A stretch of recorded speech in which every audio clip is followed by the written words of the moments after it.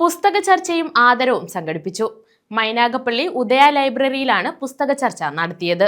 PV ഷാജികുമാറിന്റെ മരണവംശം എന്ന നോവലാണ് ചർച്ച ചെയ്തത്. മൈനാഗപ്പള്ളി ഉദയ ലൈബ്രറിയാണ് ദ്വൈമാസ പുസ്തക ചർച്ച സംഘടിപ്പിച്ചത്. നോവലിസ്റ്റ് PV ഷാജികുമാറിന്റെ മരണവംശം എന്ന നോവലാണ് ചർച്ച ചെയ്തത്. എന്ന് അന്നത്തെ ഒരു കോമൺ നായരെ വെച്ച് മാത്രമേ നമുക്ക് മനസ്സിലാക്കാൻ പറ്റും. എത്ര കോമൺ നായര് അവിടെ ഉണ്ടായിരുന്നിരിക്കും ആ കാലഘട്ടത്തിൽ എന്നുള്ളത് ആലോചിക്കുമ്പോൾ തന്നെ നമുക്ക് പേടിയാവും. അങ്ങനെ ഭയപ്പെടുത്തുന്ന ഒരു അന്തരീക്ഷം ഇതിനകത്ത് നിൽക്കുന്നു എന്നുള്ളത് സത്യം തന്നെയാണ്.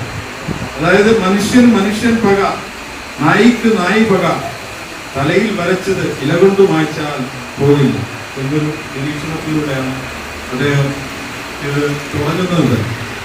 ഏർക്കാന എന്ന ഗ്രാമത്തില് വളരെ നിഷ്കളങ്കരായ കുറെ മനുഷ്യരുടെ അനുഭവങ്ങൾ, അല്ലെങ്കിൽ ഇതിനകത്ത് വലിയ പരിഷ്കാരങ്ങളൊന്നും ഇല്ലാത്ത കുറെ ആൾക്കാരുടെയാണ്. അദ്ദേഹത്തിന്റെ ഓരോ വർണ്ണങ്ങളിൽ നിന്നും മനസ്സിലാവുന്നത് വലിയ വലിയ ഒരു സംരംഭങ്ങളോ സാധ്യതകളോ ഒന്നുമില്ലാത്തൊരു ഗ്രാമത്തിന്റെ അവസ്ഥയിൽ പക്ഷെ പ്രകൃതിയെ വളരെ വിശാലമായി വർണ്ണിച്ചിരിക്കുന്നു. ഷാജികുമാറിനെ പരിപാടിയിൽ ആദരിച്ചു.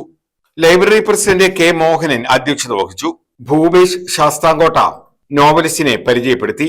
S Basheer, PS Sanu, P Sivaprasada, KS Radhakrishnan, J Jayakumari തുടങ്ങിയവർ പങ്കെടുത്തു.